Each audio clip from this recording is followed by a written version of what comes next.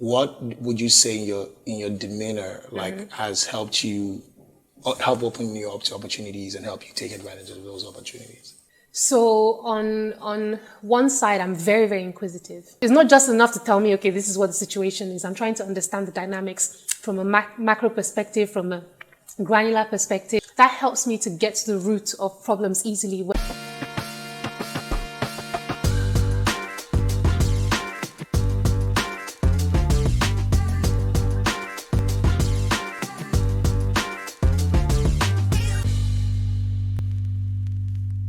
Hi, welcome to another interesting episode of the High Builder podcast, a podcast where I chat with entrepreneurs and professionals to tease out some of the interesting details about their journey and success so far to get the people, the ideas, the platforms, and processes that have helped them achieve that success.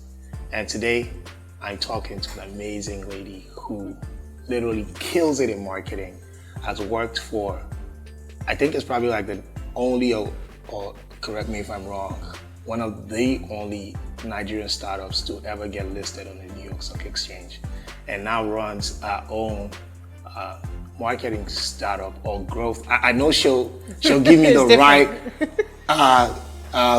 wording for that, but she runs our own growth agency called Algrowithm. Join me in welcoming Bili Sule. Welcome to the podcast. Thank you so much. Great. So I always like to start this off in a very feisty way. And my first question to you then is, what is the most impactful thing that you've done in your career today? That's a very loaded question. I would say, I can think of maybe a number of different sort of commercial successes, but I think the most impactful thing when I think about impact, I think about long term, what has like the potential to stand the test of time, and I think it would be just the people that I've trained, actually, because one of the things and one of the reasons why I started Algrowithm is that I feel like there are not many credible growth engineers in the market, global market, let alone African market. And it's one of the things that the ecosystem needs, because now we have people with ideas. We now have funding. There's a lot of funding that's coming into Africa, so they have ideas. We have also engineers that can help them build the product. So they have ideas, money, and product. There are lots of startups coming in, but none of them really gaining significant enough traction, right, to become unicorns or to make significant impact in the ecosystem. So that's really the gap. And so it might not be like a notable commercial success or whatever, but those people that I've sewn into and I've trained and are going to go into the ecosystem and going to help to build the next unicorns, I think, yeah, that's the biggest for me, typically, the answers that involve people, especially the next generation, is actually and I get all kind of answers, but those are the ones that I enjoy the most, because I understand that is multiplying impact. Yes, it's way bigger than exactly whatever commercial impact can be. Where did all of this come from? Like, where did the idea to even start off your career the way you did in marketing and now growth, like, where did that come from? So I never intended to start off a career in marketing. I think when I first met you, I was working in Jumia. I was actually heading fashion, if you remember. I do remember. So actually back then, like I moved back to Nigeria not long before then. I was running my own e-commerce fashion startup, got on Jumia's radar, got hired at Jumia. So went into the fashion department initially, but long story short, they eventually saw that my skill set and my abilities were beyond that. But ironically, one of my weakest skills as an entrepreneur was marketing. Like, I used to be a software developer, so my first degree was in computer science. I knew how to build systems. I could build my e-commerce platform.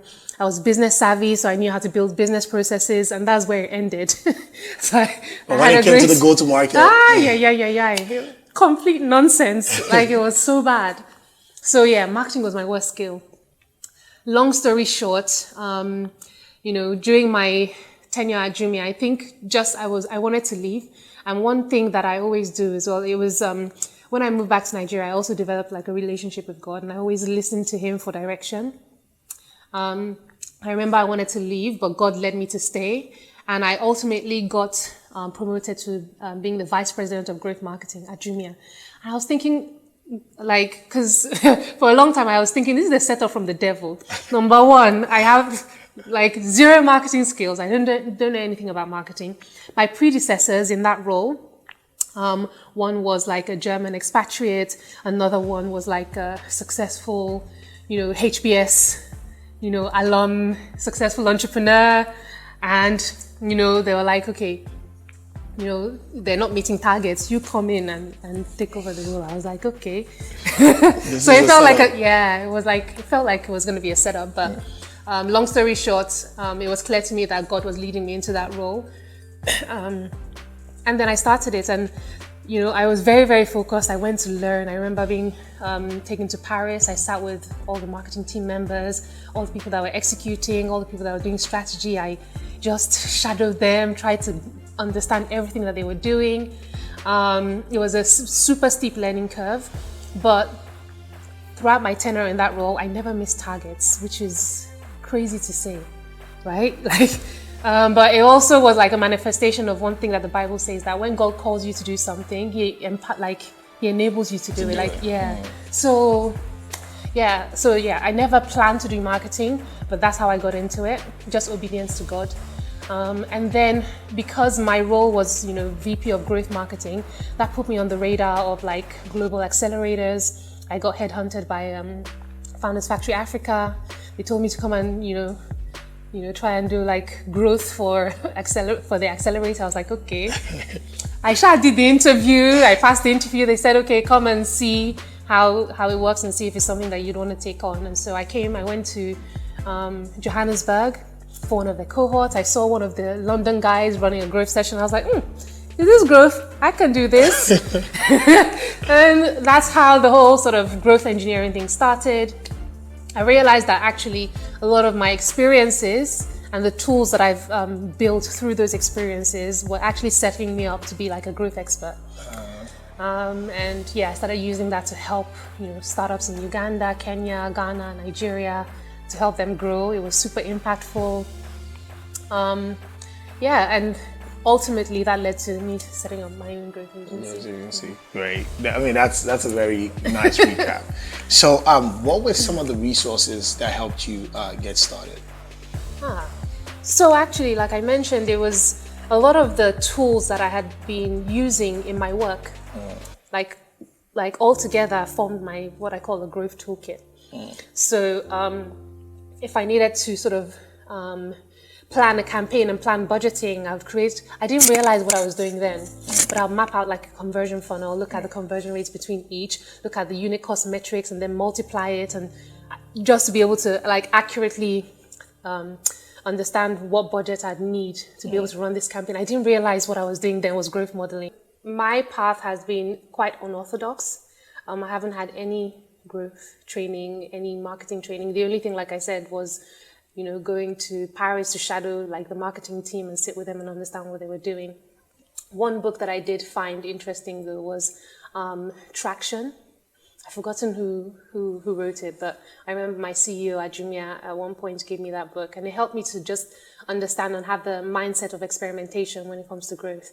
And understanding that, different channels and different tactics can get you to certain tranches of growth, but then you need to, like once you hit a plateau, you need to then start experimenting with other tactics, other channels, etc. So that was helpful. I didn't finish the book, but it helped to give me just that background.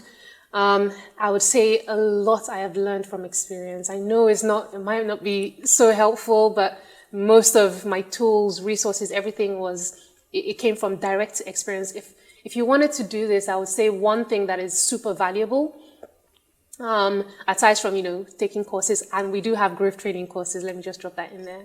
Might as well. You can check those out. But apart from courses or books, I think finding people who are good at this stuff and just like stalking them. Yeah, mentorship. Yeah.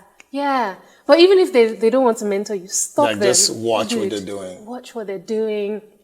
Analyze everything that they do. Look at their social media, how they're handling it. Look at, how they structure their work. What tools are they using? how are they structuring their processes and their thinking, and then start to copy. Yeah, I think that was super helpful to me. So another thing that I noticed usually valuable to people in their journey towards success is people, right? Yes. And partnerships that they develop along the way.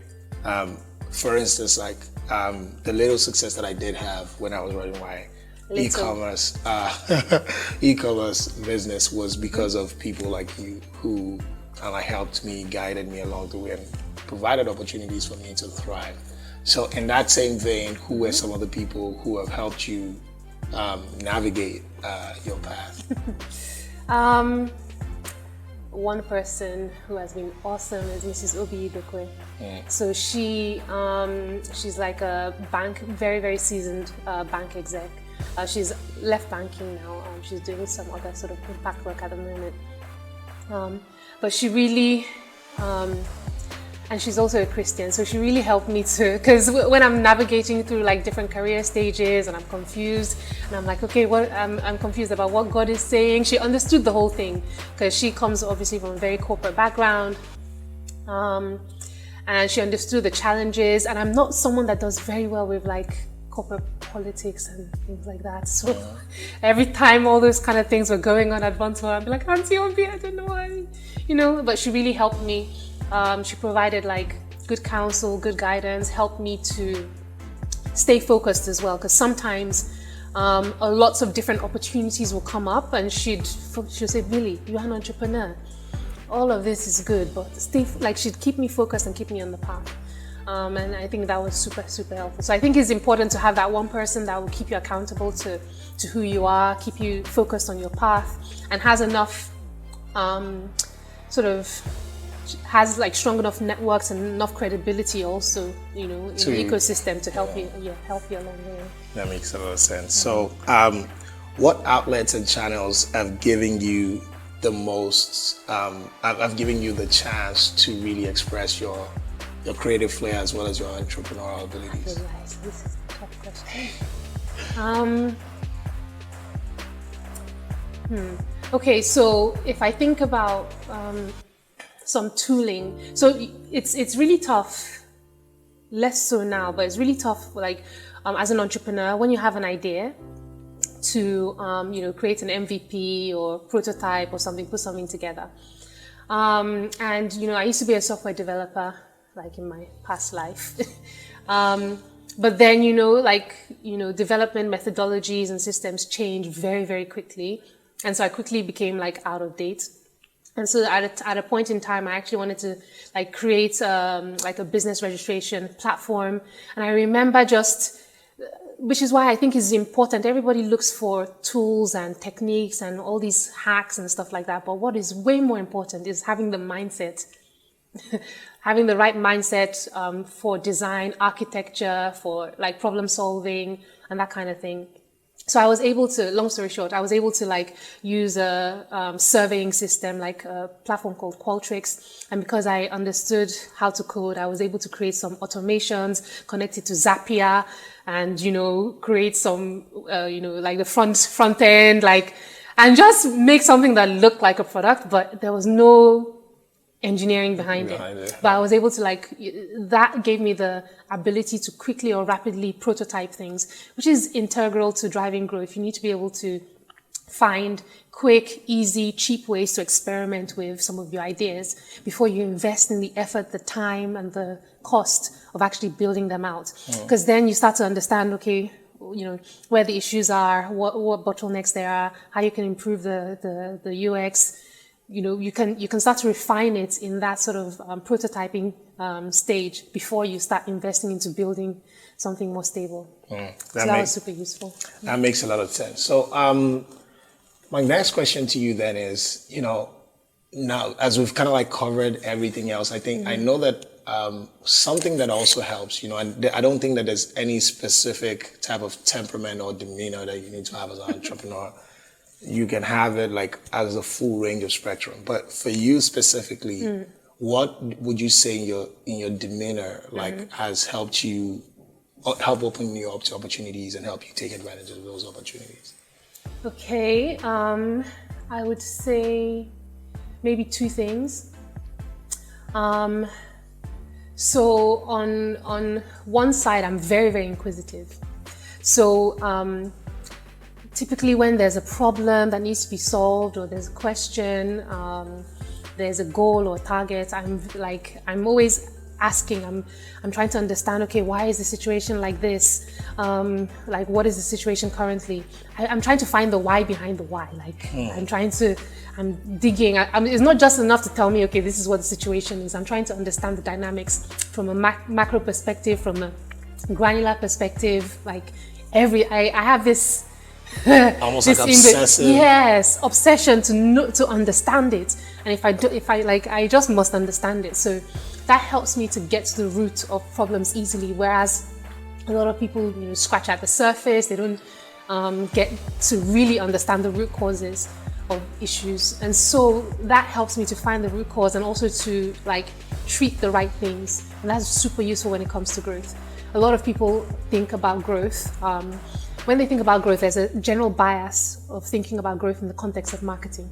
However, it spans across the entire value chain. There's product, there's operations, there's so many aspects that culminate into growth. Ensuring that you're not building demand that cannot be met.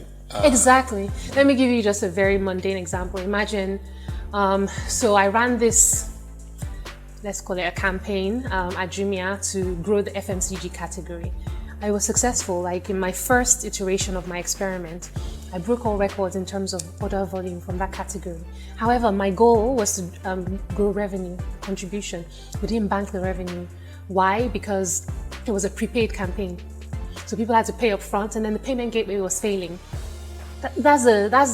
From a marketing perspective, I would I'm successful. I did my job. But I wanted to get to the root cause. And then, so based on that, I had a hypothesis that if we allowed cash on delivery, we'll bank more revenue. I took it to my CEO. She said, okay, try it. Tried it, experimented, and it worked. So that problem was not a marketing problem, right? It was an operational challenge. Yeah. So I try to get to the root cause of issues. So that's one trait. The other thing is I'm very much, it's almost like, when you give a bull a target, I have to get to the end no matter what it takes. Like, we'll die there. Kind of thing. So just that determination to get to the solution is what I think two things that those are really good ones. So what role, position, or opportunity out of all of the plethora that you've had would you see as giving you the opportunity to show your best work? I mean, definitely Algrowithm now, but that's obviously easy to say. Yeah. So let's say aside from Algrowithm, I would say my experience at Jumia, despite how tough it was, there was one particular role where I was head of new business development and strategic projects. Gosh, what a mouthful. But there they actually created that department. So they allowed me to just express my intrapreneurial talent. So I would, speak to the CEOs locally and globally, understand what the strategic objectives were, and I'll come up with projects or solutions to solve them. So one of those problems was, growing the FMCG category. And a lot of people, like I said, in the past, all they have done is just run a campaign. To marketing, let's add spend, let's, present it this way, blah, blah, blah, blah, blah. I wanted to get to the root of the issue. I looked at historical data for the category. I couldn't find any major trends or anything that could indicate what the issue was. I still wanted to understand the issue. So I went back to people. I ran focus groups, tried to understand their interests, the kind of products that they buy, how often they buy products, etc. I started to find out behavioral patterns. People, there were cyclical buying patterns when it comes to groceries. They'll buy fresh items on a weekly basis. They'll buy bulk foods on a monthly basis. So I knew that I wanted to tap into that monthly buying cycle. I started engineering a product offering based on a deep understanding of what I went granular. I understood which products what brand, what size configuration, what their price benchmarking was. Based on that price benchmark, I sent my sourcing team to go and source for products to meet that price. Like everything was so closely engineered. And it's probably one of like the biggest commercial success stories that I've had. Within 2 iterations of experiments, like I think I 5x'd the conversion rate, 20x revenue in the first 2 months in that category. Wow. Like shattered records, and then like rolling it out also like across Jumia in other African countries. I had to like give the playbook to the other CEOs in other countries. So that was a significant one. It gave me, because my CEO was confident in my track record, they just gave me, the space. They empowered me. As long as I showed the evidence, the data, they empowered me to just execute, and, I was able to do some of my best work in that environment. So, what is one of the most difficult challenges that you faced in your career so far, and how did you overcome it? I mean, I've had lots of different challenges, but I don't think everybody has career challenges. I would say maybe for me, so at a point in time, I was always getting unwell. And that's really annoying for me. Like when I'm unwell and I can't be, like I see stuff that needs to be done, it's deeply frustrating for me. So there was a period, I think, especially during Jumia, where I was really unwell. I had to go for surgeries. It was just a really terrible time. But then this was also where the God factor came in. I think at a point in time, I was in church. We were going through like a program, learning about how to heal people. I was like, God, how can I heal people when me myself I'm not healed? Like, what is this? But yeah, I started going through a process. The Holy Spirit started sort of leading me and guiding me as to like what I should eat, what I shouldn't eat. How to change my lifestyle. Yeah, and just those random little things that just seem so very mundane. Yeah, they completely changed my life. I was healed, no issues. Yeah. Wow, that's interesting. Yeah, I know it's quite an unorthodox one, but no. But I have to be totally truthful. But again, like that for me is like a real, because typically when people get asked this kind of questions, it's like a political answer, like, because you can't really talk about, but that's real, because as I always say, health is wealth. If you don't feel 100%, exactly, you can't achieve, you can do your best work. And that's congratulations on being totally ill, by the way. Thank you. So, given all that you've been able to achieve so far, what is on the horizon for you over the next 5 to 10 years, and what is the plan to achieve it? Yeah, definitely more of growing people. So if I sort of put the grand vision into words, it would be, let's say in 5 to 10 years time, every African unicorn would have been impacted by Algrowithm in some way, right? So there's a Jumia one, my time at Jumia, that's like one. But then like as Algrowithm, I really want us to play a part in growing impact-focused African unicorns, actually. And, for the first few years of running the business, a lot of it was delivering growth as a service, so directly working with startups to help them scale. But what I've realized is that itself is not scalable because it's limited to my own and like the company's capacity. And so recently, in partnership with Digital Africa, I've launched Africa's first growth talent accelerator program. And there the idea is, with growth talent in existing startups, helping to upskill them, because some of them, they just like focus on product, or they're like growth analysts, they're just looking at data, or they're like growth marketers. But to be able to deliver on growth in a tangible and impactful way, you need the full value chain perspective, and you need to understand it at a depth that you're able to sort of lead in each of those verticals. So running that program and it's like a hybrid. So they learn the theory, but they also put it into practice. So they work on algorithm client projects and they work on internal projects in their own company. Piloting that right now and hoping that would develop like a strong pipeline of like rockstar, world-class growth engineers. for the ecosystem.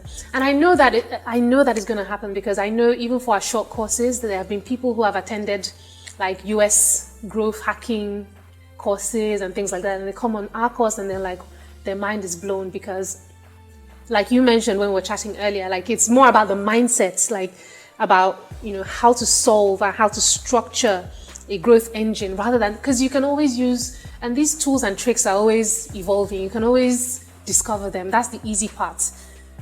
You know, tools and tricks don't deliver growth. It's the mindset and the strategy. And that's what we're trying to instill in people. So that's my hope and my goal, that, you know, in 5 to 10 years time, when you see a lot of these African unicorns, you know, listed on the international stock exchanges, you know, Algrowithm would have touched them in some way, either by somebody, you know, who have passed through one of our programs, you know, working in there, or working with us directly. That's really a great note to end it. And I know that you'll have a lot more success than you already had. I completely trust and believe that.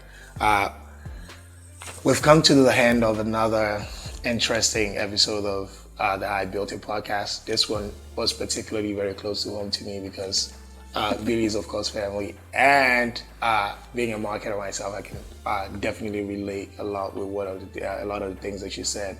If you found value in this video, don't forget to like and subscribe to the channel. Follow me on all the socials. It's Juan_IO. Follow Afro Lazer as well. It's AFROALAZER. I almost messed that one up. I'll see you in the next video. Peace.